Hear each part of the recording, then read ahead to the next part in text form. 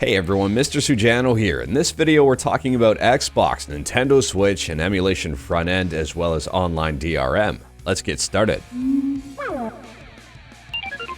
Alright, we'll kick things off here talking about Xbox emulation on PC with Xemu. Xemu is available for Windows, Mac, and Linux, and version 0.70 just released today. This new version of Xemu adds a whole bunch of stuff here, including a brand new user interface that they say looks nicer and is easier to navigate with controllers. On top of that, there's a brand new pop-up menu that has been added, with actions and settings that can be quickly accessed using the guide button or by pressing start and select on your controller. If you are a mouse and keyboard player, you can just right-click on the mouse to bring up that menu. There's a brand new main menu that has been added, which unifies previous configuration dialogues. A port forwarding configuration is added.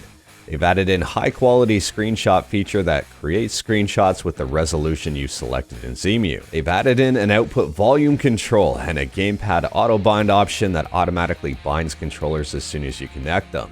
There's also now a VSync configuration option. Auto UI scaling has been added, as well as preferred Windows size selection and AV pack selection, and they say here exposes some existing config items in the GUI. Truth be told here, if you're just getting into Xbox emulation, version 0.70 of Xemu is definitely the way to go. And if you're currently using Xemu, you should definitely upgrade to version 0.70. This, in my opinion, is a big leap forward and looks good for the emulator moving forward. Next up, we're talking about Nintendo Switch emulation on Android with Skyline, because why wouldn't we be? Skyline keeps getting better here on a daily basis. Every version they introduce seems to be way better than the previous one.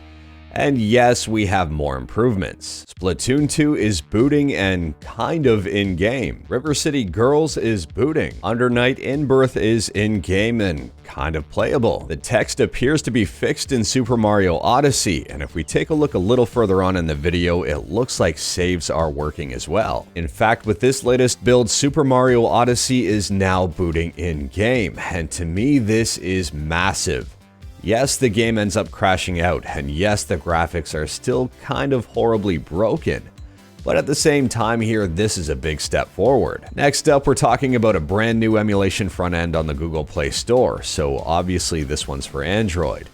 I'm going to butcher this name, I'm going to try to say it correctly, but please let me know in the comments below exactly how to say this. Daijisho. Now, as this is an emulation front end, it does not contain any emulators. The whole purpose of it is to organize your ROM collection and make everything look pretty. It will include box arts and game descriptions and will launch your emulator, so kind of a one-stop shop. It works very similar, or basically the exact same as stuff like Launchbox, Reset Collection, and even Dig. If you want to learn even more about Daijisho, I will leave a link to the GitHub in the description below. It is closed source, it's not open source.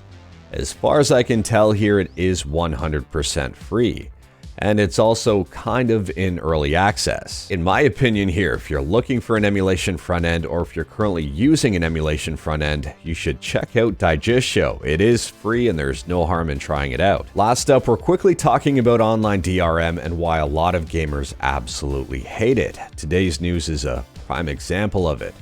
It's pretty inevitable that we're moving to an all-digital future. Even a lot of physical games now require an online connection in order to work.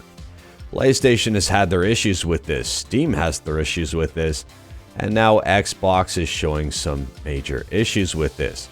A lot of people were reporting issues launching and purchasing games and even trying to play cloud games. In fact, if we take a look at the Xbox Support Twitter account, things are not pretty at all. They have been having problems for quite some time.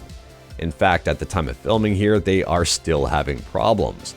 The latest tweet says players may be seeing improvement when purchasing and launching games in cloud gaming sessions.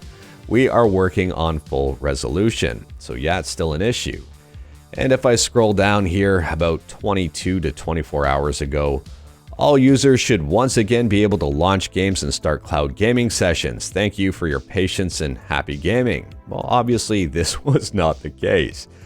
So we can see here, if I scroll down even further, well, the problem goes to yesterday, and this is a prime example as to why Online DRM is a huge issue. If their services are unavailable, you can't game. And to make matters even worse here, there's already a ton of games out there that require an online connection or at least an online verification of some sort in order to access single-player content. It makes no sense at all, and it completely sucks if their servers go down, or if you don't have internet. If you're completely out or if your internet connection's a little bit spotty, you're kind of out of luck. And I don't see this going anywhere anytime soon. In fact, I see it going the other way completely. I see more and more games going to this method. However, on a positive note, if you're focused on emulation, well, this isn't really a problem you'll ever have to worry about. At least, hopefully not. Anyways, that is all I've got for you in this one. Straight to the point, all stuff and no fluff. Let me know your thoughts about anything we talked about today in the comments below. We did talk about quite a bit. If you like this video, leave a like. If you didn't like this video, leave a like. Hit that subscribe button, check out my other videos. Don't tempt fate, save your state.